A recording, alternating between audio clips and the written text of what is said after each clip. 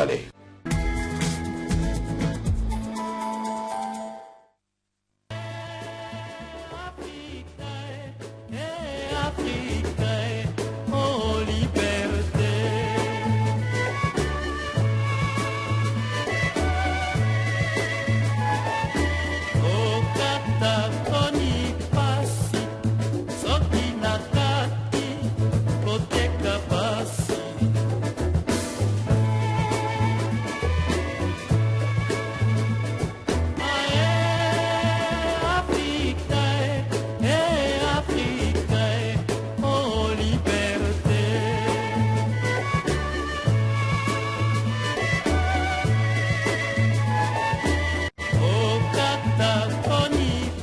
Monsieur le ministre, après donc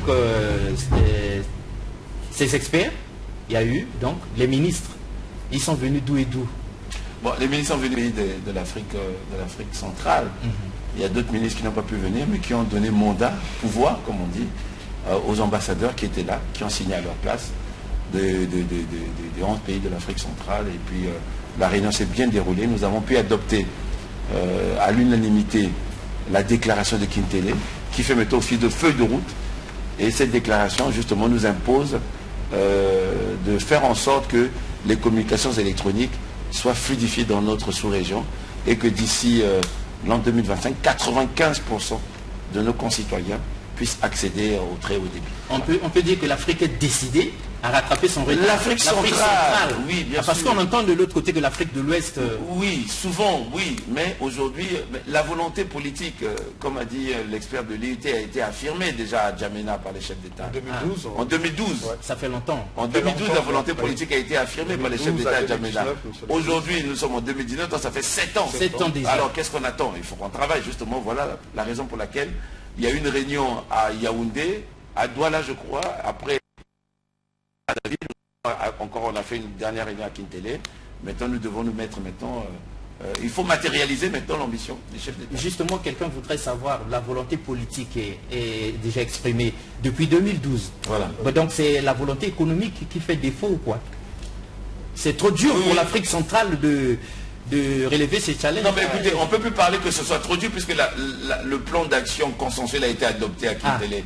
Donc maintenant, donc, les moyens vont être débloqués. on s'est rendu compte qu'on était en retard. Et même, vous savez, il y a des financements des fois qui traînent.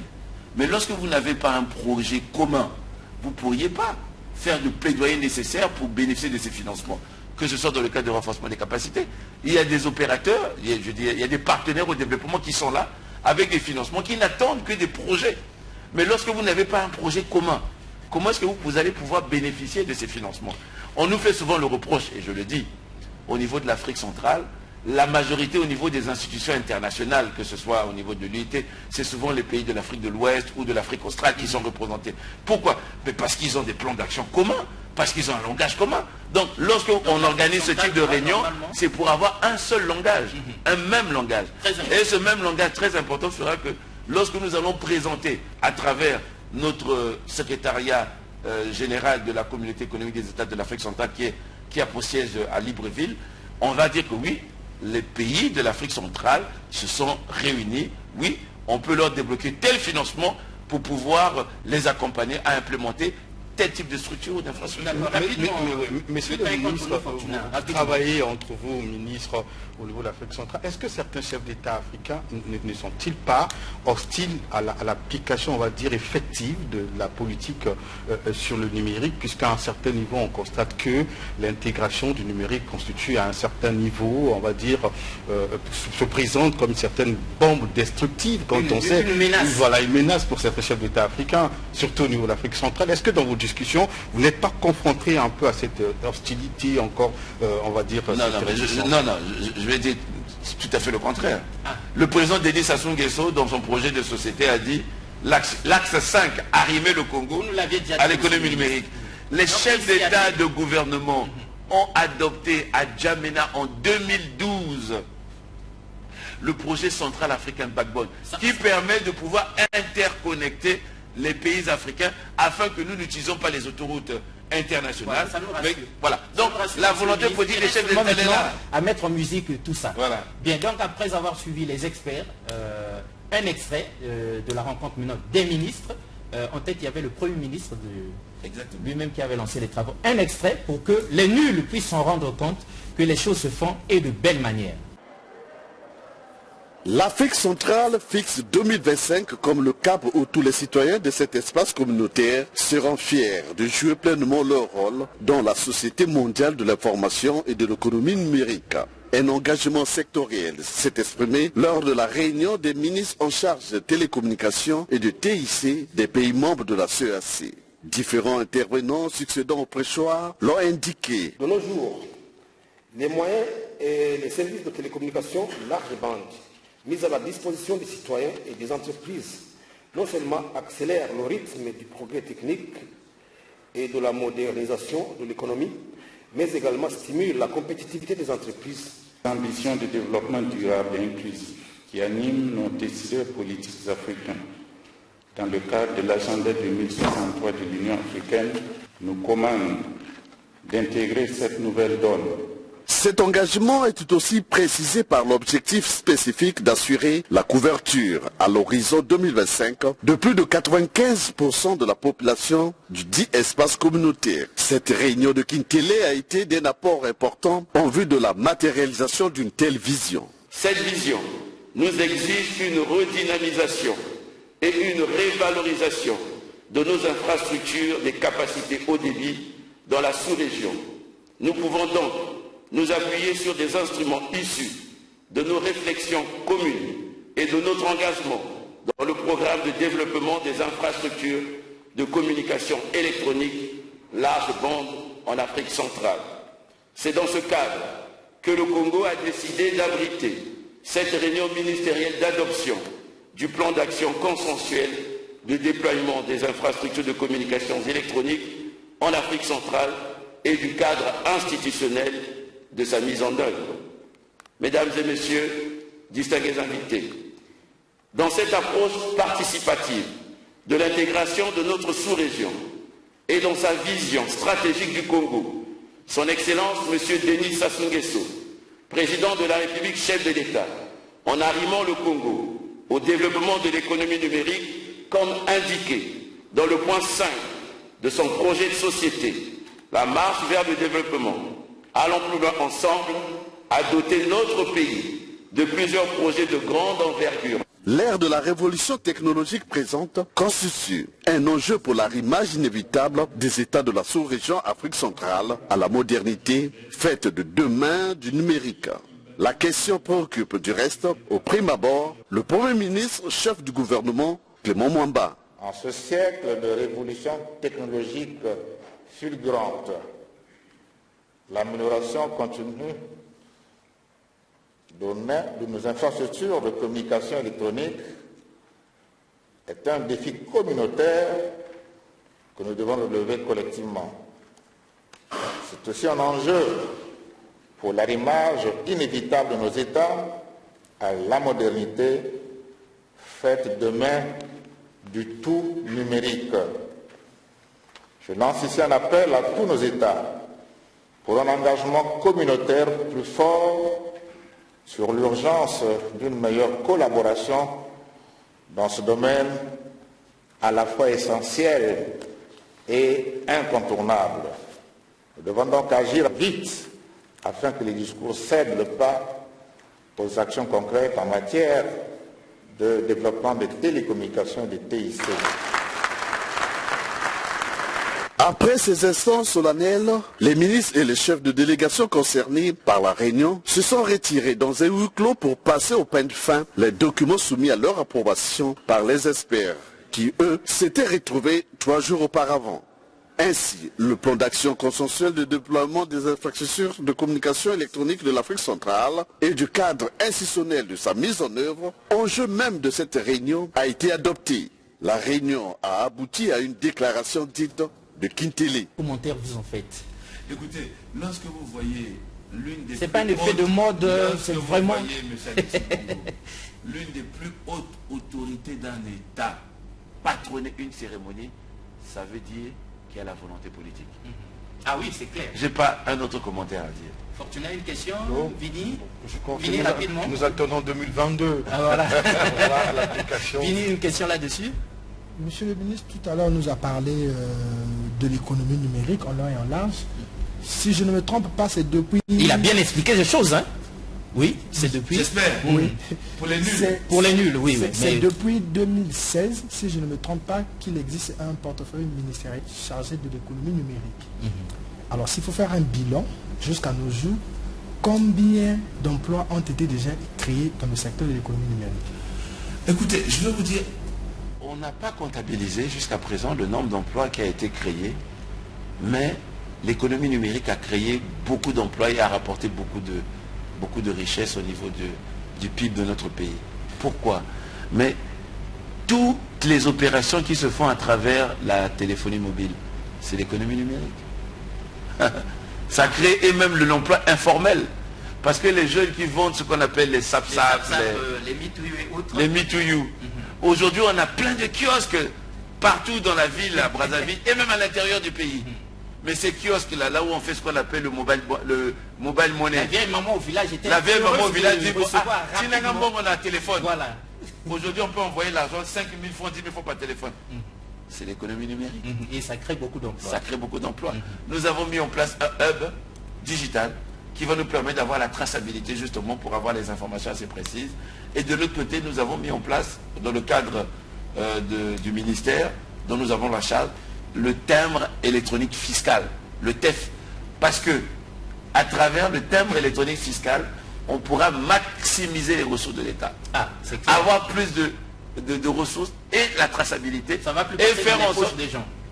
Et faire en sorte que la Sopeco puisse renaître de ses cendres. Donc, qu'est-ce que l'économie numérique apporte? Énormément. Mais tous les jeunes qui travaillent, par exemple, avec le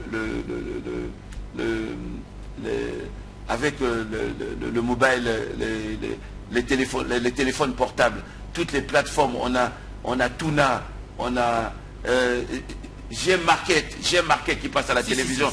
Et bon, j'ai pas envie de faire la publicité parce que je suis dans une chaîne commerciale. Mais je vous dis, il y a énormément d'emplois qui ont été créés, de richesses qui ont été créées. Et il y a encore des potentialités, je le dis toujours.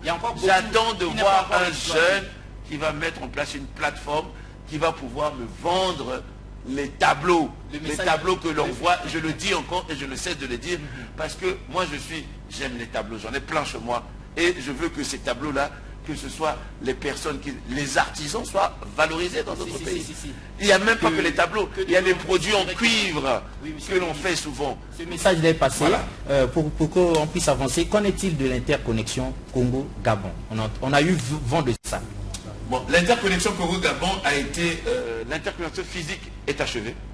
Les deux pays sont interconnectés. Nous sommes en train de travailler sur le modèle économique. C'est-à-dire que les régulateurs ainsi que les sociétés qui en ont la délégation pour l'entretien et la commercialisation du réseau, c'était les termes de référence, sont des sociétés privées, puissent se mettre ensemble du côté congolais, du côté gabonais, pour avoir un même modèle économique, un catalogue de prix. C'est-à-dire que au niveau des prix, puisqu'on parle des prix, que le prix qu'on vend la bande passante au niveau du Congo soit plus ou moins le même prix de la bande passante au niveau du Gabon. Et pour le cas du Congo, c'était une société, c'est Skyty qui a été pris,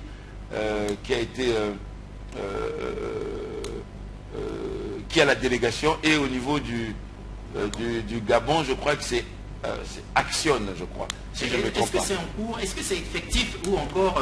non. L'interconnexion est effective. Aujourd'hui, je le dis encore, il s'agit maintenant de regarder le catalogue des prix. D'accord. Alors, mesdames et messieurs, nous avons enquêté pour vous. C'est vrai que monsieur le ministre ne savait pas, mais nous avons pris des images de cette interconnexion, donc l'inauguration du réseau en fibre optique Congo-Gabon, pour que nous puissions, nous les nuls, nous rendre compte par nous-mêmes que des choses se font. VTR 3, Le réseau très haut débit en fibre optique reliant le Congo et le Gabon y est opérationnel.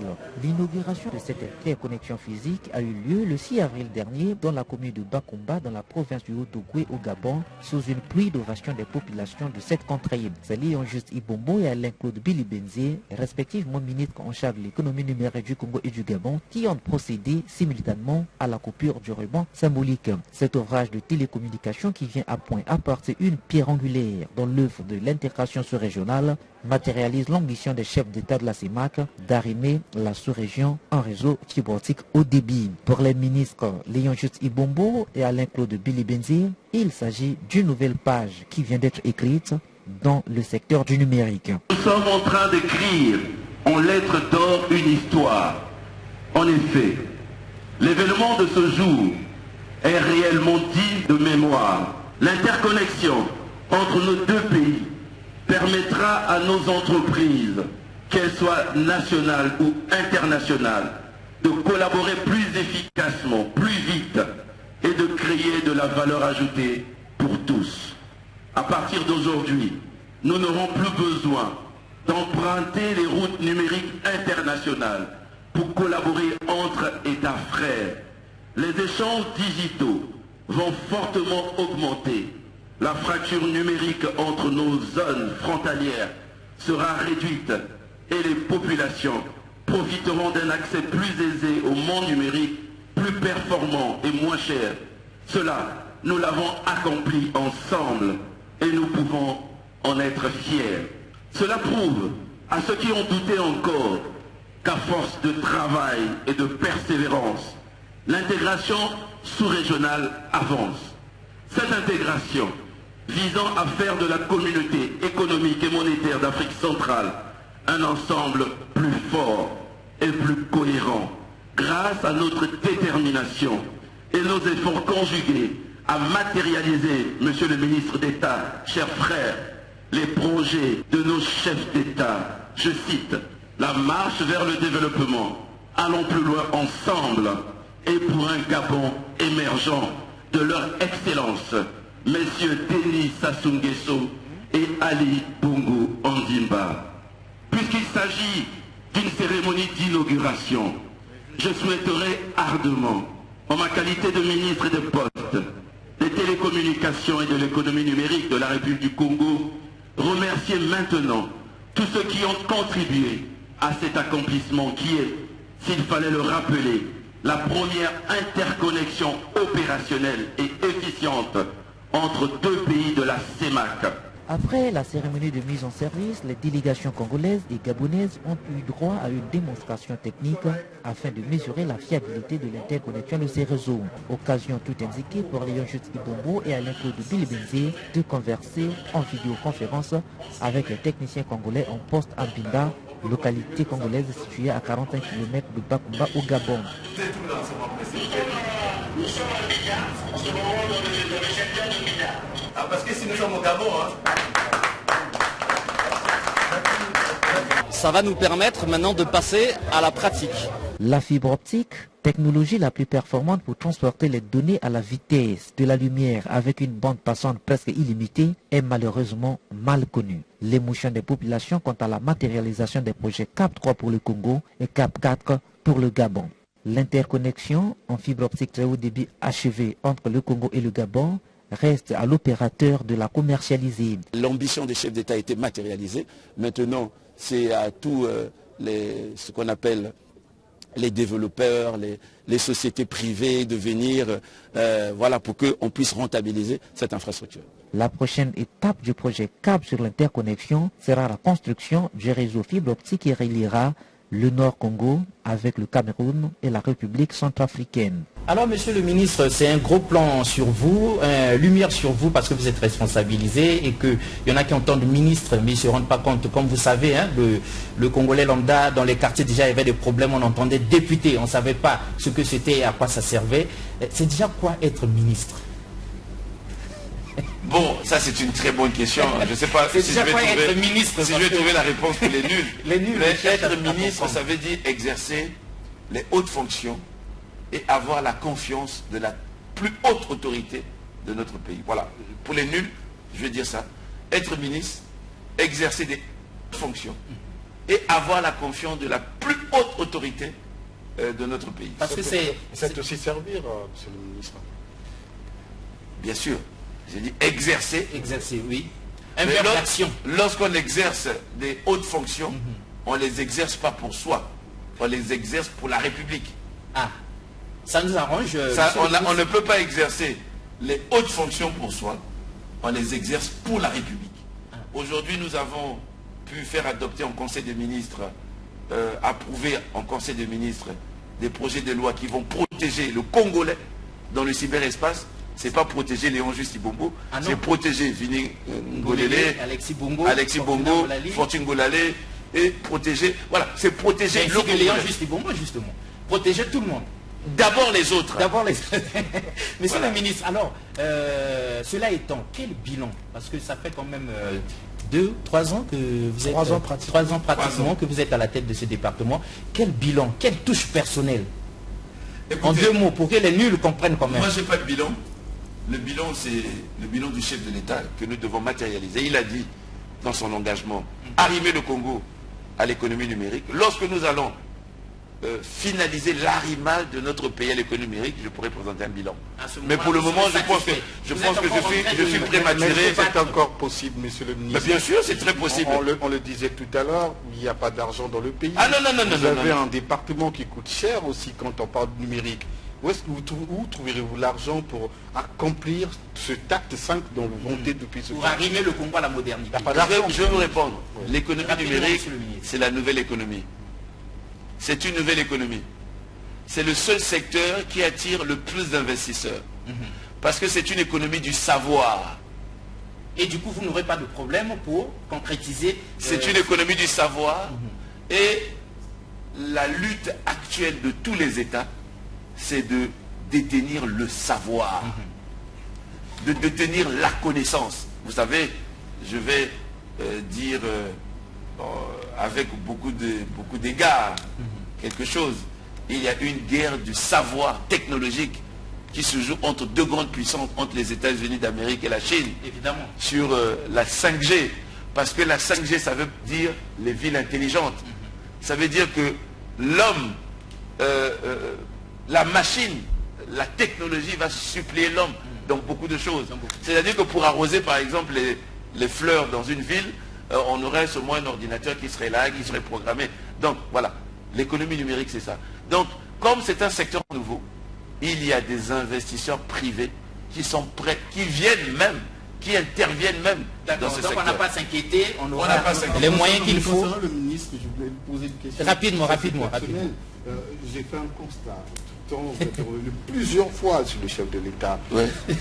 C'est ici un culte de personnalité. Un culte de personnalité. Vous cessez de parler le chef de l'État. Vous savez, je vous réponds très simple. Les nuls veulent comprendre. Les nuls vont comprendre. Léon Juste Ibombo n'a jamais proposé un projet de société aux Congolais. Ah, c'est clair. Qui a présenté un projet de société aux Congolais? C'est Denis Sassou Nguesso, candidat, aujourd'hui président. Et si Léon Juste Ibombo est ministre, il est ministre pourquoi? Pour qui? D'accord. Pour accomplir la volonté de Denis Sassou Nguesso. La vision de Denis Sassou Nguesso. Donc, voilà pourquoi est-ce que c'est lui qui a la paternité de tout ce que nous faisons. Voilà pourquoi est-ce que lorsque nous faisons quelque chose, nous ne le faisons pas par nous-mêmes, mais nous le faisons sur son instruction, ses instructions du chef de l'État. Et il surveille ça de près. Alors, monsieur le ministre, on vous a vu à Mosaka dernièrement, la poste, des choses comme ça, des images que les nuls ont trouvées, dit, ah, encore des ministres qui font on ne sait pas quoi. C'était déjà quoi cette histoire à Mosaka? À Mosaka, c'était un challenge personnel. Et c'était un cadeau du chef de l'État. Encore le chef de l'État. Encore le chef de l'État. Mais parce que le chef de l'État dit, monsieur le ministre, je vous donne la poste. Je veux que vous assuriez ce qu'on appelle le service postal universel. Les mêmes produits de la poste que vous offrez à ceux qui sont à Brazzaville, je veux que les mêmes produits soient offerts à ceux qui sont à Mosaka. Pour nous, c'est un challenge personnel. Parce que Mosaka, nous savons que c'est une zone qui est assez enclavée. Voilà. Et nous avons offert à Mosaka, aujourd'hui Mosaka, totalement décomplexé. Il y a même eu le témoignage d'un ancien qui disait, nous dans le temps, on achetait les choses par la redoute. Par la redoute. Hein, je fais la publicité. On achetait les pantalons en Tergal. On les commandait par la redoute, le commerce électronique. Et ça arrivait jusqu'à Mosaka. Mosaka, pour envoyer de l'argent, il y a eu même un témoignage, je crois, du maire de Mosaka, l'administrateur maire. Pour envoyer de l'argent ou recevoir de l'argent de la France, on ne peut pas recevoir. Pour envoyer de l'argent de la France, on envoyait d'abord l'argent à Brazzaville. Et puis de Brazzaville, on le renvoyait cet argent à Mosaka. Pour recevoir l'argent de la France, on envoyait d'abord l'argent à un parent à Brazzaville. Et le parent à Brazzaville cherchait les agences pour... Aujourd'hui, non. On peut, à travers un partenariat que nous avons avec MoneyGram, recevoir de l'argent depuis la France, les États-Unis, à Mosaka. On peut envoyer de l'argent de Mosaka dans le reste du monde. Voilà, et on a mis en place là-bas un centre multimédia. C'est super. Monsieur le ministre, nous avons enquêté. On ne vous avait rien dit, mais on a eu des images pour les nuls pour que nous puissions regarder ça nous-mêmes et vivre la réalité qui réjouit justement les nuls. VTR 4, s'il vous plaît.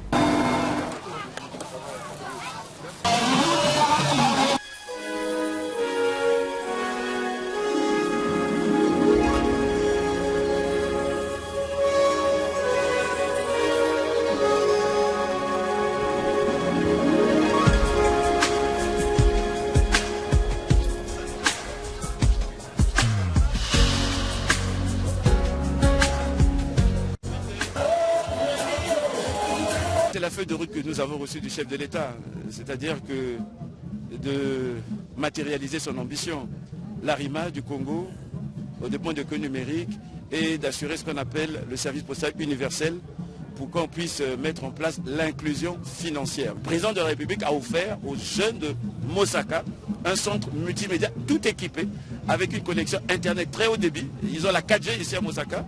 Et une télévision connectée au reste du monde parce qu'il y a Canal Satellite. Les jeunes peuvent se retrouver et fuir l'oisiveté. S'adonner à des distractions saines, c'est-à-dire surfer sur le net, renforcer leurs capacités. Pour nous, c'est un challenge, mais ce n'est que le commencement d'un chemin que nous allons poursuivre. C'est le cadeau du président de la République, son Excellence M. Denis Sassou Nguesso, pour ces fêtes de Noël et de fin d'année aux populations de Mosaka. Parce qu'aujourd'hui, Mosaka est totalement décomplexé. Pourquoi? Parce que Mosaka est aujourd'hui interconnecté avec le reste, non seulement de la République, mais aussi du monde. Parce qu'à partir d'ici à Mosaka, on peut faire des transactions financières partout dans le monde. On peut envoyer de l'argent et recevoir de l'argent à travers MoneyGram. Donc nous sommes venus ici justement pour remettre ce bijou aux populations de Mosaka.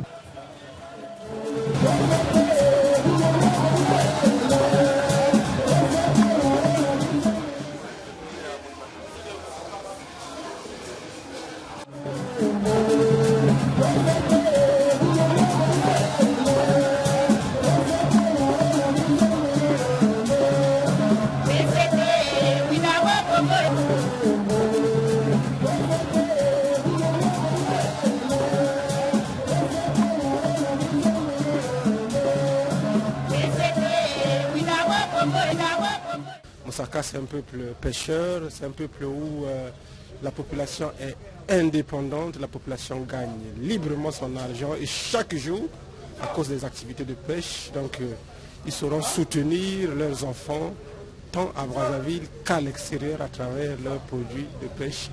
Nous avons vu un défilé d'architectes ici pour voir le travail à faire, mais ils nous disaient toujours il n'y a pas de financement. En un laps de temps, nous avons vu les ouvriers arriver et commencer les travaux. Nous avons dit, quelle magie le ministre là a eu à faire pour avoir ce financement. Donc,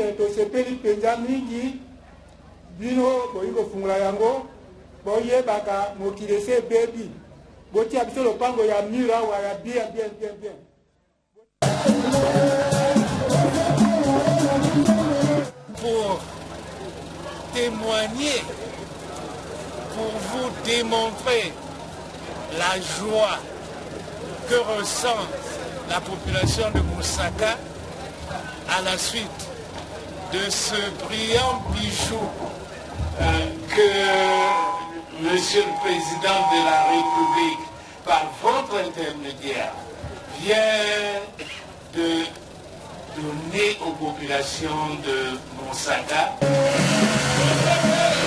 Eh bien, monsieur le ministre, Moussaka encore nous comprenons. Hein, les nuls comprennent, le peuple comprend, les Congolais comprennent. Mais vous avez été en visite aux USA. Alors là, on s'est dit encore un autre voyage de ministre et tout ça. C'est quoi? C'est du tourisme ou bien c'est pour dilapider seulement le budget du ministère pour rien? Qu'est-ce qui a motivé cette visite aux États-Unis? Je vais lever un bémol. Hein. La visite aux États-Unis a été prise en compte non pas par le budget de l'État, mais par des partenaires qui ont entendu, c'est la société One Rivet, qui a entendu que le Congo va implémenter ce qu'on appelle le e-gouv. Et c'est dit, le Congo va implémenter le e-gouv. Nous, on a la plateforme qui va permettre à ce que le Congo puisse implémenter le e-gouv.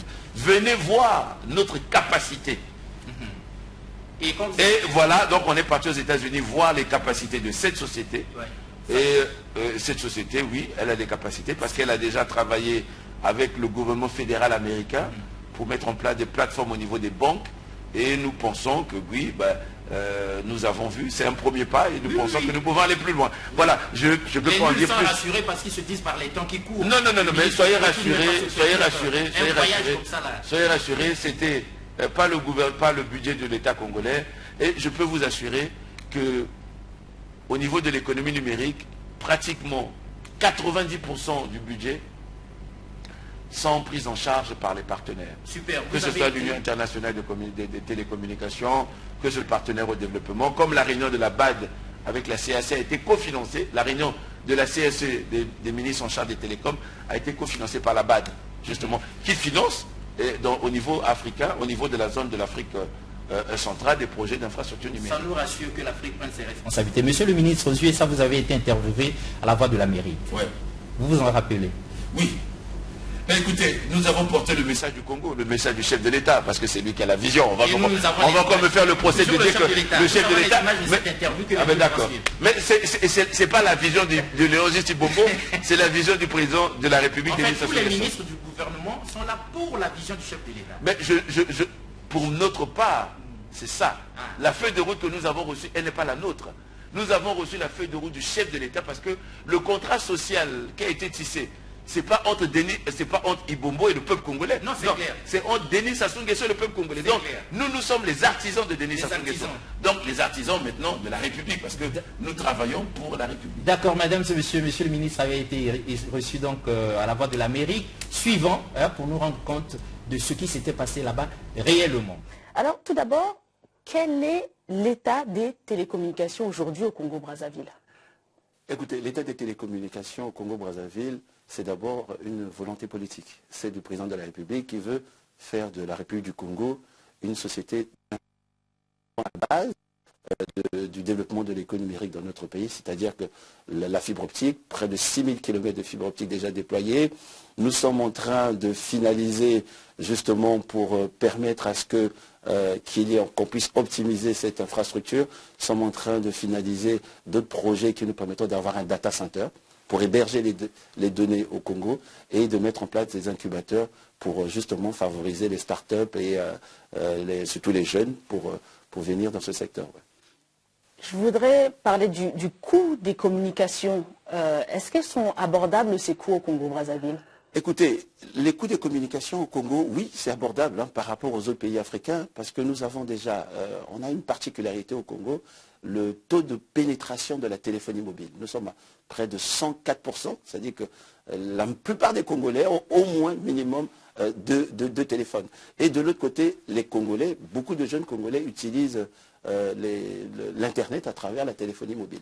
Donc nous avons 3 grands opérateurs, on va dire comme ça, puis un opérateur historique que nous sommes en train de réformer, Congo Télécom. Nous avons 2 opérateurs qui ont la technologie 4G, ce qui veut dire que non, mais le Congo, on a quand même, on facilite quand même l'accès au haut débit dans notre pays. Ouais. Donc le coût, par rapport aux autres pays, on peut dire que le coût n'est pas assez élevé, d'autant plus que là, c'est souvent la loi de l'offre et de la demande qui joue. Lorsque vous avez 2 opérateurs majeurs qui ont les plus grandes technologies 4G, évidemment, il y a une concurrence et les prix vont baisser. Donc, communication, on parle là des nouvelles technologies qu'on appelle l'éthique. Quels sont les enjeux pour le pays? Les enjeux pour le pays, c'est de faire en sorte que à travers l'économie numérique, on puisse diversifier notre économie.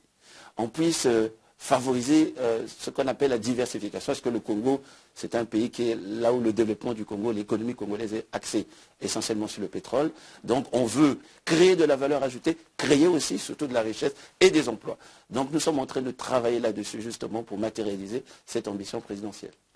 Qui dit emploi, dit aussi éducation. Est-ce qu'il y a assez de personnes qualifiées, de jeunes qualifiés dans ce domaine des TIC? Oui, on a à l'université Marien Ngouabi, qui est une grande université au Congo, la seule on va dire, puisqu'il y en a une autre, c'est l'université Denis Sassou Nguesso, mais l'université Marien Ngouabi, il y a un établissement dédié aux technologies de l'information et de la communication. Donc il y a beaucoup de jeunes justement qui embrassent cette nouvelle matière, et raison pour laquelle le chef de l'État en a fait un axe central de son projet de société. Alors avec Internet, les Congolais maintenant ont la possibilité d'avoir accès à du contenu, de se former, d'avoir du savoir. Comment vous voyez cette possibilité justement d'avoir accès à du contenu qui était jusqu'à là inaccessible? Écoutez, la révolution du digital, c'est la seule révolution que l'Afrique n'a pas le droit de rater. C'est-à-dire qu'aujourd'hui, il y a une possibilité pour les jeunes Africains surtout de pouvoir se démarquer et d'être décomplexés totalement. Parce que les mêmes informations qui sont véhiculées aux États-Unis en temps réel sont aussi véhiculées au Congo. Mais est-ce que ça peut comporter des risques? Les risques, oui, j'allais revenir là-dessus. Justement, nous, au niveau du gouvernement, nous avons pris des avant-projets de loi justement pour pouvoir protéger le citoyen congolais dans cet espace. Il y a la loi sur la cybercriminalité, la cybersécurité, il y a la loi sur la protection des données à caractère personnel, il y a la loi sur le commerce électronique, les transactions électroniques, mais aussi il y a une loi pour mettre en place une agence qui va être l'organe de proue justement pour pouvoir protéger les citoyens. Et les risques, c'est aussi la mauvaise utilisation des réseaux sociaux. La pornographie infantile, par exemple. Nous sommes en train de travailler avec l'UNICEF, justement pour mettre en place les projets de loi type pour pouvoir protéger les jeunes, surtout les enfants, dans l'espace Internet, sur la pornographie infantile, sur le terrorisme, sur les violences. Donc les risques, il faut une utilisation citoyenne des réseaux sociaux et c'est notre devoir en tant que pouvoir public de toujours communiquer pour interpeller aussi de temps en temps les jeunes pour dire que, attention, les réseaux sociaux, c'est une avancée extraordinaire, mais les réseaux sociaux ont aussi un revers de la médaille. Comment se présente la coopération régionale en matière numérique? La volonté des chefs d'État africains a été manifestée à Djamena au Tchad, pour faire en sorte qu'il y ait des interconnexions avec tous les pays de l'Afrique centrale, de la CEMAC. Et aujourd'hui, on a pu finaliser une interconnexion physique entre le Congo et le Gabon, ce qui nous permettra d'avoir une deuxième sortie, ce qu'on appelle dans le jargon des techniciens, une redondance. C'est-à-dire que, puisque nous avons un seul accès, on avait un seul accès avec le West African Cable System, depuis Londres jusqu'à Pointe-Noire, au large de Pointe-Noire, si le câble est coupé, le Congo est coupé. Alors que là, on pourra avoir accès à la capacité du câble gabonais, je crois que c'est le câble S, donc qui nous permettra justement de pouvoir avoir notre autonomie. Donc la coopération avec le Gabon, elle est très bonne, très fructueuse, et il y a aussi autre chose. Nous allons organiser, pas plus tard que du 26 février au 1er mars, la réunion des ministres de l'Afrique centrale concernant sur les infrastructures numériques. Voilà, parce qu'on veut justement avoir plusieurs accès, plusieurs sorties. Ce sont des autoroutes de l'information. C'est comme aujourd'hui aux États-Unis, on peut aller au Canada, on peut aller au Mexique, on peut aller en voiture, je parle par exemple, on peut aller au Mexique, on peut aller au Canada. Demain, on pourra avoir ces sorties qui nous permettront non plus de passer, de transiter par les sorties internationales, pardon, par Londres, par le Brésil, par Paris. Non, on passera directement entre États voisins. Donc à l'extérieur, dans les 72 heures, on doit envoyer un rapport de mission au chef de l'État et puis un rapport de mission au Premier ministre. Parce que avant de sortir, justement, nous recevons l'autorisation de sortie du chef de l'État. Et pour le voyage des États-Unis, le chef de l'État nous a missionné justement pour voir comment est-ce qu'on peut, si on peut trouver des partenaires qui vont pouvoir nous accompagner dans l'implémentation de notre e-gouv, dans la traçabilité des ressources qui échappe encore à l'État congolais. Et c'est une visite très fructueuse. Nous avons eu à visiter, en marge de notre visite, la Voix de l'Amérique. Nous avons été reçus par le directeur général adjoint de la VOA Afrique, avec le rédacteur, toute l'équipe, et puis nous avons eu une interview exclusive avec une journaliste de la Voix de l'Amérique.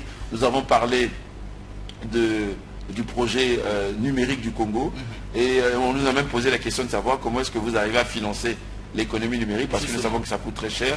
Et nous avons vu que il y a des partenaires qui nous accompagnent, la Banque mondiale qui nous accompagne, il y a la BAD qui nous accompagne, et nous sommes en train de travailler dans le cadre du partenariat stratégique avec la Chine pour finaliser la 3e phase du PCN. Donc voilà, on a été parler du Congo, et ils étaient même très étonnés de voir que le Congo avait déjà la base de l'économie numérique. Vous nous donnez des raisons de nous réjouir. Monsieur le ministre, on revient à cette question-là, le coût de la connexion. Vous savez, Internet, c'est devenu obligatoire, vous l'avez dit vous-même, dès qu'on se réveille, c'est ça dedans. Et on se demande, est-ce que c'est la faute du ministère ou des sociétés de téléphonie que ce soit si cher pour nous? Il paraît que sous d'autres cieux, ça se passe très bien. Est-ce que vous n'avez pas convoqué un jour ces responsables-là? Est-ce que vous n'avez pas, pour qu'ils puissent quand même avoir pitié des populations par les temps qui courent? L'électronique obéit aujourd'hui à l'ordre de la loi, de l'offre et de la demande. Et de l'autre côté, lorsque nous avons vu que les coûts avaient excessivement été augmentés, évidemment, parce que nous avons été interpellés par les associations des consommateurs, nous avons interpellé le régulateur pour remettre de l'ordre, parce qu'on a un régulateur, pour remettre de l'ordre dans le secteur. Mais je peux vous assurer que le coût des communications électroniques n'est pas aussi élevé au Congo que dans d'autres pays. Dans d'autres pays, c'est même plus cher. Parce que nous avons eu un moment ce qu'on appelle des offres toxiques. C'est-à-dire, c'est comme on dit dans le jargon trivial, des soldes. Lorsqu'on a des soldes, on baisse les prix, mais on a gardé ces soldes de longs mois. C'est l'offre de 1 giga à 1000 francs par jour. Beaucoup de jeunes Congolais qui utilisaient beaucoup de data payaient 1000 francs. Mais c'était une offre temporaire. Ce n'était pas une offre qui devait demeurer. Et lorsque l'offre de la data ne convient pas au prix du bundle, évidemment, le régulateur peut rappeler à l'ordre les opérateurs de téléphonie mobile. C'est ce qui a été fait sous notre supervision. Nous avons supervisé cela. Oui, évidemment. Nous avons veillé. Nous avons les images. Et le Premier ministre nous avait instruit pour faire en sorte que les prix correspondent à l'offre. Et je pense que le Congo n'est pas si mal nanti. Alex Bongo, rapidement. Moi, ce que je trouve un peu mal, je veux dire, c'est cette comparaison avec d'autres États. Parce que, monsieur le ministre, socialement, la réalité du Congolais, la réalité sociale du Congolais n'est pas toujours la même que celle d'un Camerounais ou d'un Gabonais. Nous sommes en crise, vous le savez, la crise touche tout le monde, et les ministres et les populations. Est-ce que vous vous rendez compte, est-ce que vous vous rendez pas compte que ces prix aujourd'hui, on va dire, des data ne coûtent pas cher par rapport aux revenus de chaque Congolais? Et au besoin, il faudrait... Écoutez, je vais me répéter. Dans une économie libéralisée, c'est la loi de l'offre et de la demande qui joue. Il n'y a pas une autre loi. Lorsque nous allons avoir notre opérateur historique assez installé, qui va commencer à fournir des services, Ça va beaucoup de services, vous allez voir, les autres opérateurs devront s'aligner. Ça c'est clair. Monsieur le ministre, on a libéralisé le secteur. Même si les nuls s'efforcent de reposer les mêmes questions, mais sinon c'est compris. En séjour en terre congolaise, le président directeur général du groupe MTN a été reçu le lundi 11 juin dernier par le ministre en charge de l'économie numérique. 3 points ont figuré au menu de leur entretien. Rob Chatter et Lyon-Just Ibombo ont abordé plusieurs sujets liés à la qualité des services offerts par la société MTN, les questions d'employabilité des Congolais au sein de cette structure infrastructures et la lancinante question d'augmentation des tarifs Internet constatée depuis quelques jours. La réforme des tarifs Internet a également figuré au centre des échanges fructueux entre le ministre Léon Juste Ibombo et Benoît Janet, directeur général de la société de téléphonie mobile RTL. Les deux interlocuteurs ont aussi parlé du climat social qui règne au sein de cette société. Le ministre des Postes, des Télécommunications et de l'économie numérique a rassuré les abonnés des sociétés de téléphonie mobile au Congo quant à la volonté du gouvernement de trouver des solutions idoines aux problèmes d'augmentation exagérée des prix sur les appels téléphoniques et Internet. Léon Juste Ibombo émet le vœu de voir ces sociétés présentes au Congo devenir de véritables partenaires du gouvernement en favorisant la formation et l'emploi des jeunes Congolais dans le secteur du numérique. C'est une visite de courtoisie, mais aussi pour voir comment est-ce qu'on peut aller ensemble encore plus loin, c'est-à-dire que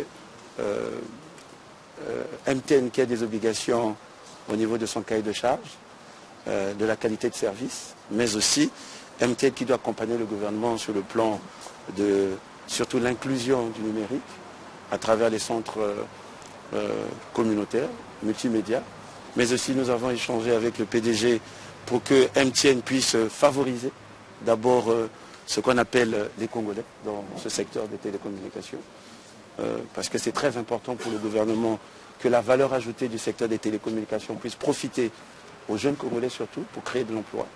Et nous sommes tombés d'accord là-dessus. Et concernant les prix qui ont été augmentés au niveau de la data, essentiellement des bundles, nous avons évidemment souligné cette préoccupation du gouvernement auprès du président directeur général qui va travailler avec ses équipes justement pour trouver la bonne mesure. Rappelons que pour mettre définitivement un terme à ces désagréments téléphoniques, l'autorité de régulation des postes et communications électroniques ARPCE, organe conseil du gouvernement, s'attelle quotidiennement. Oui, monsieur le ministre, avec l'ARPCE aussi, vous avez eu des travaux, des choses comme ça, nous avons enquêté. Mesdames et messieurs, donc après avoir suivi, monsieur le ministre, avec les sociétés de téléphonie mobile qui nous font payer cher ces datas-là, l'ARPCE aussi était au service, on voit bien que les choses se font certaines de ce côté. Alors, monsieur le ministre, on va atterrir bientôt, peut-être deux préoccupations pour qu'on puisse atterrir. Nous avons vu dernièrement le paiement des cotisations de la télé mutuelle et tout ça, on ne comprenait pas trop bien. On s'est dit, il y en a qui disaient que c'est un exploit du ministre, d'autres qui disaient que c'est le gouvernement, d'autres encore c'est le chef de l'État. C'était déjà quoi? Pour que les nuls comprennent. Parce que justement, on se dit, on comprend plus. On me fera le procès, mais je le dis encore, lorsque nous avons pris les rênes de ce ministère, nous avons reçu une feuille de route. La feuille de route du chef de l'État. Et dans cette feuille de route, il y avait de maintenir le dialogue social et autant faire se peut de pouvoir faire en sorte qu'on puisse lever les difficultés, les questions lancinantes dans les secteurs. C'est-à-dire que il y avait une question lancinante, c'était la prise en compte des ex-travailleurs de l'ex-ONPT auprès des deux caisses, c'est-à-dire que la SNCF et puis la CREF, mais aussi le paiement de leur télémutuelle, parce que c'était leur télémutuelle. Comme on dit en lingala, c'était leur moziki. Leur moziki, ils avaient cotisé, et l'État, lorsque l'État a liquidé cette entreprise, l'État n'avait pas payé, évidemment, les droits de la télémutuelle à ses ex-travailleurs. Voilà. Donc nous, on a été interpellés au Sénat, au Parlement, et on a assuré que le gouvernement n'était nullement insensible à cela, et nous avons trouvé la panacée qui nous a permis de pouvoir non seulement payer cette télémutuelle, on l'a payé totalement, y compris aux ayants droit, parce qu'ils avaient un conseil d'administration. On a même payé les droits du conseil d'administration, on a payé y compris aux ayants droit, c'est-à-dire les travailleurs de l'ex-MPT qui étaient décédés, ce sont les ayants droit qui ont pris l'argent, et on a avancé l'argent auprès des deux caisses afin que la prise en compte de leur pension afin que les deux caisses prennent en compte leur pension. On l'a fait sous prescription du chef de l'État. Oui, on l'a fait parce que c'était notre feuille de route. Voilà. On l'a fait avec mon collègue de la justice sur la supervision du vice-premier ministre en charge, on va dire, de la fonction publique, et sous la haute supervision du Premier ministre et la très haute supervision du chef de l'État, son excellence Denis Sassou Nguesso. Voilà la chaîne de commandement. Même si Fortuna ne veut pas entendre ça. Oh non, mais c'est... D'accord, monsieur le ministre, donc on peut dire que même les pensions, donc vous êtes en train de faire des pieds et des mains pour que tout le monde puisse... non, le gouvernement a pris un engagement, le gouvernement a payé la part qui doit permettre à ce qu'on prenne en compte leurs pensions. Maintenant, le gouvernement a mis en place ce qu'on appelle un plan avec le ministre en charge des Finances. Et tous les mois, je peux vous dire qu'on va dégager 260 millions pour que les pensionnés reçoivent leur argent, perçoivent leur argent tranquillement. On espère que ce ne sont pas des promesses en l'air. Non, ce ne sont pas des promesses, mais l'argent qui les empêchait d'être pris en compte dans les deux caisses a été payé. Super. Donc, on a payé, ce qui fait que aujourd'hui, on peut maintenant prendre leur dossier, calculer leur retraite et opérer les paiements de leurs droits. D'accord, monsieur le ministre, on va atterrir, mais sans oublier de faire plaisir à cette autre personne qui a dit oui, la poste à Mosaka. Il a même entendu Ango, à Abala aussi, oui, mais pourquoi pas de l'autre côté. Il y en a toujours qui sont comme ça. Mais nous avons aussi enquêté pour vous, comme pour vous rassurer qu'il y avait eu aussi Mouyondi, quelque chose comme ça. Bah oui, vous avez parlé d'Abala, non, il y a eu Mouyondi. Mais avant Mouyondi... Justement parce que quelqu'un protestait, pour lui, c'est Moussaka. Mais non, avant Mouyondi, nous avons eu Madingo. Ah, Madingo aussi. Oui. D'accord, donc c'est Mouyondi que nous allons suivre ici pour rassurer tout le monde.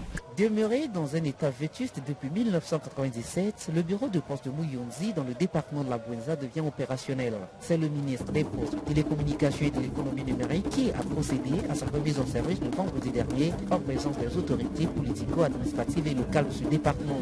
Bâti au cœur de Mouyondi, ce bâtiment rénové présente dorénavant une image attrayante, devenant ainsi un cadre décent pour les travailleurs et agréable pour les usagers. Exécuté par la société Sicar Finance Monégram, ces travaux de rénovation ont concerné la maçonnerie, la peinture, le carrelage, l'électricité, la plomberie sanitaire et le jardinage. Il dispose d'un guichet, d'un parc postal, d'un bureau de receveur et d'un centre multimédia. Avec ses multiples services, ce bureau permettra aux populations de cette localité d'échanger, d'effectuer des opérations financières à l'intérieur comme à l'extérieur du Congo, d'envoyer et recevoir des courriers aussi, de se connecter au reste du monde. Dans son mot de bienvenue, le sous-préfet de Mouyondi a inscrit cette action du gouvernement dans la logique de la diversification de l'économie. Pour la directrice générale du SOPECO, Brigitte Olga Mankundia, qui félicite le ministre Léon-Juste Ibombo pour sa détermination, la réouverture de ce bureau de poste est une nécessité car Mouyondi est une ville stratégique au plan économique. Elle appelle les travailleurs à faire preuve de déontologie dans leur exercice. Monsieur le receveur, vous avez l'obligation de prendre soin de ce bureau comme vous le feriez pour un bien personnel précieux. Après ce rituel de bénédiction de ce cadre de travail par les sages de cette localité, le ministre Léon-Juste Ibombo a coupé le ruban symbolique avant de procéder à la visite du site.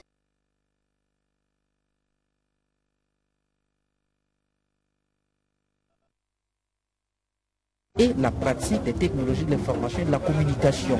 Mouyondi, ville séculaire, créée en 1911, nous enchante par son histoire. Puisqu'elle a vu naître la première école publique en 1937, à l'emplacement de l'actuel collège d'enseignement général de la commune, mais aussi et surtout connu les seconds pas de la première dame de notre pays, Maman Antoinette Sassou Nguesso, à l'école normale des institutrices. Mouyondi, c'est aussi la richesse de ces terres, un véritable site agro-pastoral où se croisent producteurs et commerçants de Tiaki à Kingwe, de Mabombo à Yamba. Nous comprenons à Yamba, précisément, un géant africain de l'industrie, Dangote Cement, a choisi d'y implanter son usine pour le bonheur des populations du département de la Bouenza. Cela est une certitude. Il va donc de soi que cette nouvelle donne, par l'impulsion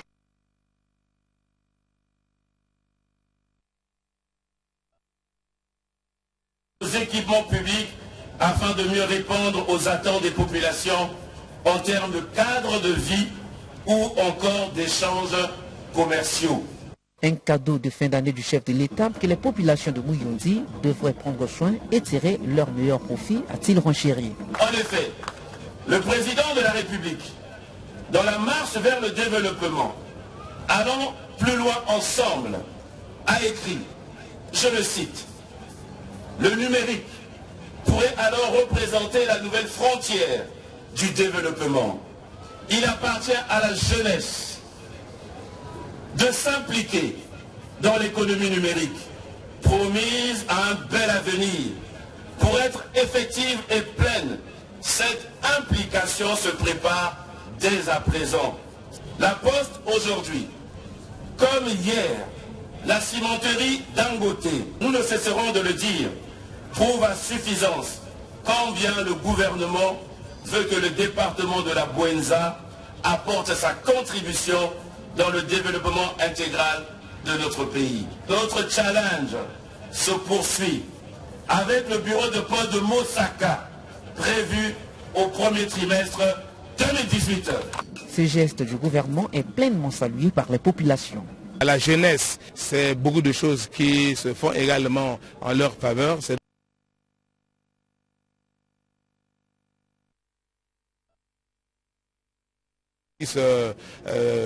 S'approprier des instruments qui sont mis à leur disposition, qu'ils puissent apprendre et qu'ils montrent en retour aux autorités de ce pays que tout ce qui est mis à leur disposition sert effectivement à quelque chose. Pour moi, je suis heureux, joyeux de recevoir cette don que M. le ministre nous a laissé. Vraiment, je suis très content pour ça.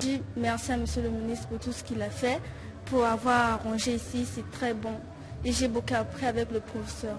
J'encourage aux autres qui puissent apprendre, qui puissent réussir, qui puissent entrer dans un centre d'anglais parce que ça permet au moins de cultiver la mémoire. Dans l'informatique, c'est bien. Je leur conseille vivement de participer au cours d'informatique.